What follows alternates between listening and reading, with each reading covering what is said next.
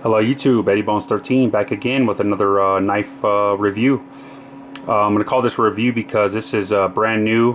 Had it for about 3-4 days now. Haven't had a chance to cut with it, use it. So basically you're getting a first look at this knife. I have taken it out obviously and played with it and looked at it and stuff, but it has not been used. So you're going to get the first basically thoughts on this knife that I have without using this knife. So maybe I'll do a review later on showing the performance of this knife. But the reason why I'm doing this video on this knife is because I think it's absolutely gorgeous. It deserves a spot as a video. It deserves a spot on my channel, and it deserves people to actually take a look at the knives that Kizer can produce for the price. Obviously you can tell we have a Kizer here. This is what it ships in. Nice little presentation box. People who have Kizers and have done other videos know that this is what they come in.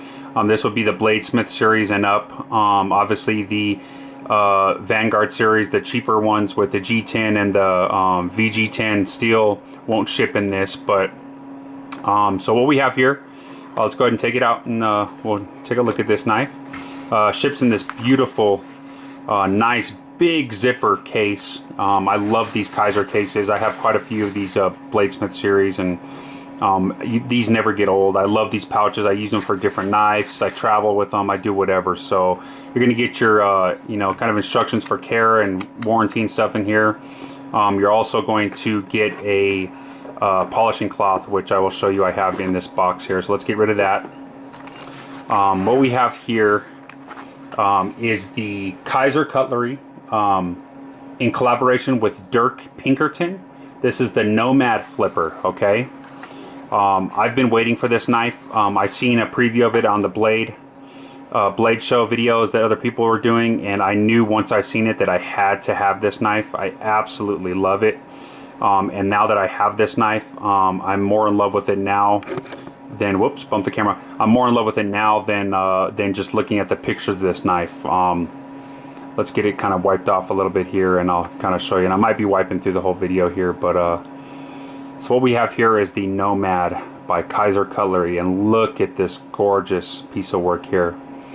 So obviously you have like the satin flats, and then you have like a bead blast style outer rim here that's all been milled, but the bead blast lines cut into it that kind of form this just kind of out pattern here. Just a gorgeous piece of work. Then the back here you have the same pattern following all the way around like the front. This is a titanium pocket clip. It has been either blacked out somehow, anodized, I'm not sure, I didn't look into this, or it is coated with something. It's really kind of the same filling as this bead blast, but it's in a black. And as you can see, the clip does carry very, that has been concern as some of the people that I've talked to about this knife, is how high this knife rides. I don't really care. I do love deep carry, but this knife is so beautiful that the clip that overrides any kind of clip issue you may have. So there you go. There's just kind of the outer look of this knife. Gorgeous, gorgeous. Let's go ahead and open it up, and then we'll get into some specifications, some details. Look at that blade. Absolutely gorgeous. We're working with S35, as you can see there, and I'll get into more of that later. The name of the knife on the back with Dirk Pinkerton's signature or symbol there on the back as well. So you can kind of see what we're working with here. Gorgeous, gorgeous blade. Action is like glass. I mean, it's absolutely as smooth can be. And we'll get into all this in a minute. I just had to show the action on this really fast just because it's so glassy smooth. So go ahead and leave that bad boy open here. Okay, so like I said, we have the Kizer Cutlery Nomad flipper. This is a Dirk Pinkerton. Sorry, his name kind of ties my tongue up a little bit. It's a Dirk Pinkerton design. A little about Dirk Pinkerton. Basically, his from what I read is his interest in knife started young. Apparently, his father always carried a knife, and he used it daily. So it kind of got him like kind of got him into the knife scene. As he got older, he became interested in handmade knives, and he started collecting them. That's when he met the designer who you would all know, named Daryl Ralph. What a person to meet, right? Just getting into knives, Daryl Ralph. After ordering some of Daryl's knives, Dirk Pinkerton finally convinced him to let him go by his shop to pick up the knife, since he was only 30 minutes away, instead of paying for shipping. Now, while going there, he never apprenticed with Daryl, but he just kept asking him questions and bugging him daily, or every time he picked up a knife, about knives, and basically asking him to make designs he liked and stuff like that. He got tired of him saying no and decided to make his own knives at that point. Daryl did give him use of his shop, so I guess you could say Daryl was his mentor, although he did not learn directly from Daryl. So that's a pretty cool little story. Dirk Pinkerton, he was an 18-year career in the physical security field. During that time, he worked with the police, the fire, the EMT, the military, Secret Service, and other agencies. And basically, what he learned from that is that a use for a knife can go beyond normal utility tasks. He learned how to conceal a very large knife, and how much damage a very small knife could actually inflict. That's when he really started thinking about basically how a knife's handle should permit multiple secure grips, and the blade should follow by being effective in those different grips. So that's very good that he thought of that. And in this knife, you're going to tell how very effective this knife could be in protection and in everyday use. Just by looking at it, you can tell the protection aspect of this knife. We'll go into a little bit about this style of knife. What you have here is what would be considered, American terms, is a kanjar, I believe is how the Americans would pronounce it. Excuse me for my pronunciation. If I'm not correct, maybe you can let me know in the comments how you pronounce this. But I believe Americans pronounce it kanjar. Basically, a kanjar is a dagger used in Arabian countries. It's a short, curved, basically dagger style blade that they use, and this replicates one of those. I believe it's called hanjar. Hanjar is how they would pronounce it in the Arabian countries. And again, forgive me for my pronunciation. I do not know Arabic language or anything about Arabic stuff. So it's just a little bit of info I did find. So as you can tell with this blade, it is a very curved blade, very upswept, Persian style. It's just absolutely gorgeous, and the handle just fits this knife. I mean, the flow you have of it going up, down, and then down here, it's almost like an S if you were to look at it. And I absolutely love the design of this knife, and the size is gorgeous. Everything about this knife is absolutely phenomenal. So from here, let's go ahead and now that I told you a little bit of info, let's go ahead and get into some specs about this knife, okay? Basically what you're looking at here is a blade length of 3.75 inches. And they use the whole darn thing for the cutting edge. It's nice. It does have a little sharpening choil here. And this blade came razor sharp. Let's see if I can get a couple close-ups of this blade edge. Look at that. I mean, this thing is just sharp as sharp can be.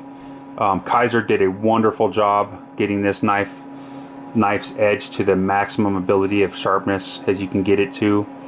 It's just absolutely gorgeous. It's an even grind all the way through, and it's just absolutely gorgeous. I love it. So there's really not much more to say about the blade as far as its shape, except for that it's very useful in safety and everyday tasks. You got that good blade you can do a lot of down cuts with, a lot of pull cuts. It also comes to that extreme point and can be used very well in applications of security and self-defense. Very good piercing knife, so to say. What you're looking at on the blade, the thickness here is right around 0.157 or 4.0 millimeters, and you can, let me get a close-up of that. Nice and thick. and the thickness, because there's no swedge, goes all the way down to this tip. I would hate to see someone pry with this knife because it's so beautiful, but I guess if you had to, you probably could. Although this tip comes to such a cute point edge there, I wouldn't really see no purpose in prying with this knife and ruining such a beautiful blade. So that's the thickness, and it's absolutely gorgeous. The handle thickness I am not sure of. I should have checked that, but I would guess somewhere close to 1/2 inch, maybe thinner. Definitely thinner than 1/2 inch. This knife is very thin and rides very well in the pocket. It's something that you would want to carry only this in your pocket, not put other things in there. I'd be worried about ruining the finish on this knife. It just looks too beautiful. I thought about anodizing this knife already and then decided against it because the satin on that bead blast type finish just looks gorgeous. So you have a closed length of this knife of 5 inches. So a perfectly sized handle. I love this size. It fits very good in the hand. There is some left over, which gives you a great functionality of the knife. Helps you to hold this knife in a secure grip. You don't feel like you're losing any of your fingers off this knife, and it has this little curve here that your thumb just sits in perfectly.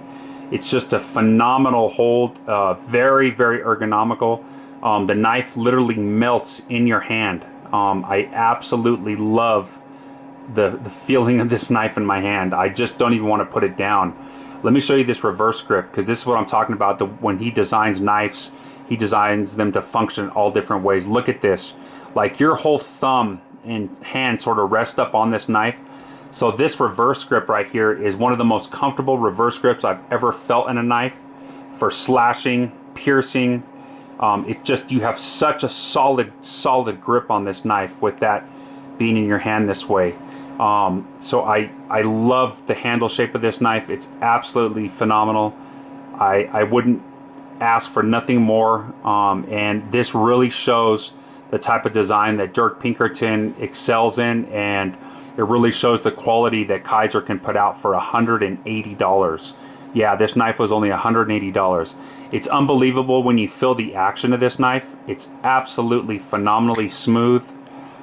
Like I said, there's no rubbing. It's like glass. It just falls into place with a few shakes and just bam. I mean, it's phenomenal. The flipper's really low, so it really lends to more of a light switch opening. Although if you do get it just right, you can push button this knife and it will rock it out. I kind of do a mixture of both, a pull down and a push, and this knife just flies out. It does ride on caged ceramic ball bearings, and it does have a ceramic detent as well. Let's see if I can get a shot of that right inside of there. You are looking at a steel lock insert there. Lockup is perfect. It's a little, I'd say about 50%. So it's a little farther over than I would like to see. I'd like to see it maybe a touch, maybe about right there. But it's not bad. I really like, I don't see this moving. I'm not going to really use this knife hard use. I just love it too much. It's one of those knives that I don't really want to ruin because I love it. It's not because it was expensive, which it's really not. 180 is not a lot for this quality of knife, but just because of the fact that I love this and I love the finish and I really don't want to scratch it. I'm sort of babying it right now, and I'm sure I'll get over that once a new knife comes in and I move on to something else. But as for right now, I just want to be gentle with this knife, so I don't see this lock going over. It also has an oval travel plate in there, as you can see right through there, right there. So when it goes down, it catches right there. So really nice. There is no pockets milled out in this knife. It is solid slabs of titanium. Let's see if I can get a better, kind of losing focus here. It is solid slabs of titanium, so which is good for strength. But let me see. I'm really losing focus here. This is not good. Let's see if I can get it back into focus here. Anyway, there you go. So there's no pockets milled out of there, but it's okay. As the weight I believe is right around 5.1 ounces, so it's still great. Nice and lightweight for a size this big, 5.1 is very nice. But I think that has to do with how slim and thin this knife is. You do have 3 points of contact back here. I've heard some people complain about how many screws, it looks cluttered. I don't believe that. I think it makes it look phenomenal there. Looks very good. You also have the pivot. Now this is the normal pivot that Kizer does in almost all their knives. I don't have a problem with it, as I did take this knife apart. It does have a D-shaped ring in there, so this does not come loose whatsoever. It is tight, and I haven't had to adjust this knife after flipping it hundreds of times. And it's only getting smoother. This knife isn't even broke in yet, so let's see, what other specifications can I give you about this knife? You're looking at a flat blade grind from about here, obviously. You do have this flat here, which I believe adds and complements to the knife itself, the knife blade. It just looks great. It would have looked nice as a full flat grind, but I think this flat here adds a little something. As I said before, you are working with S35V in steel. And on the back, like I said, is the Dirk Pinkerton symbol and the name of the knife. So, yeah, this knife is absolutely phenomenal, you guys. It's probably my favorite in my collection up to date. It passes my Riyadh up. And the Riyadh I have is $400, the Horizon D. But I just think this one's smoother. It's more like silk. It's just more, the shape lends more to something I'm more attracted to. I love the design and the handle, and it's just absolutely phenomenal. I would love to see a custom version of this, maybe with some, you know, some different kind of materials than titanium, something a little more exotic. I really think it would lend to the attractiveness of this knife. So let's see what else here. Pretty much told you everything. It's satin on the blade, as you can tell. So it is a fingerprint magnet, but it's a great job. Obviously these probably aren't hand rubbed or nothing like that, but I can tell you that it's a downward rub on the blade, and then it's sideways on the handle, so it really, the contrast of that is great.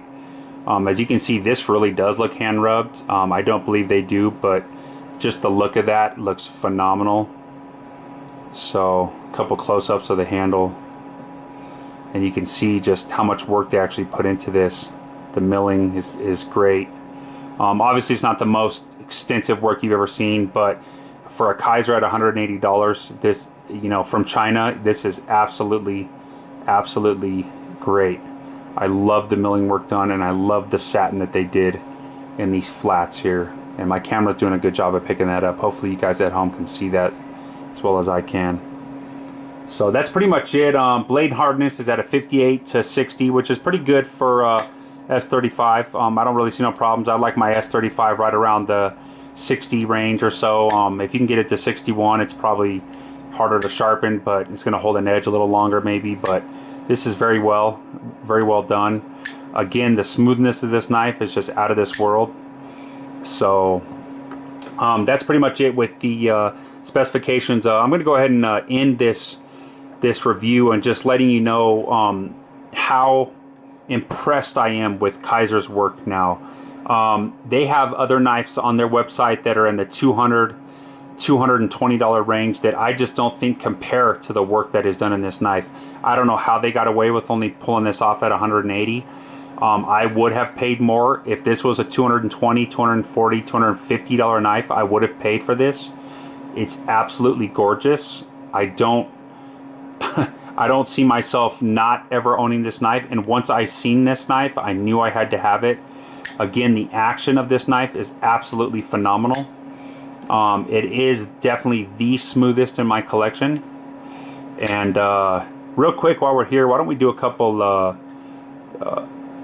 comparisons and some other knives here. So here's another Vanguard. Here's a Vanguard series Kizer, which I did cut my own finger choil. I said that in my last video.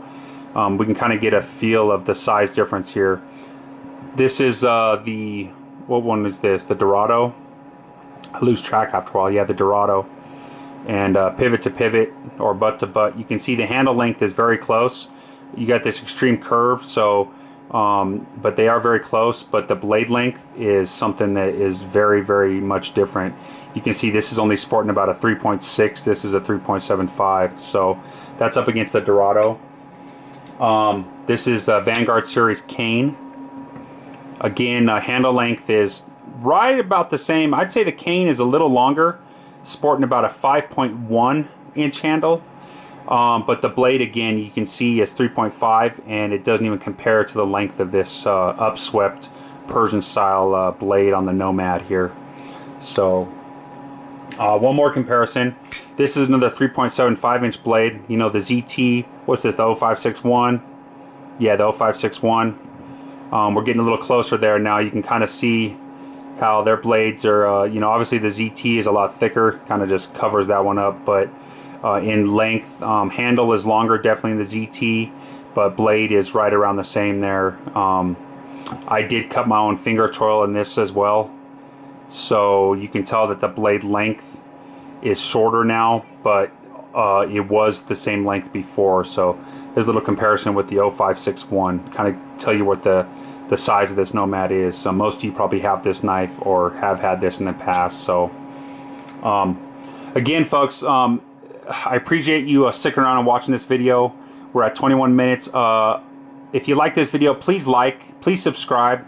I'm getting back into more knives now. I was kind of on a short layoff there for a minute, but you will start seeing some more videos from me regularly, hopefully. But I believe this one deserves a lot of attention. It's a gorgeous piece of work. It's one of Kizer's best examples of a good knife that I've seen up to date. And I really hope you guys give this one a shot. So leave you with a couple more action shots here. I thank you guys for watching. Thanks for the support. And as I tell you every time I do a video, YouTube, stay sharp. Eddie Bones 13 out.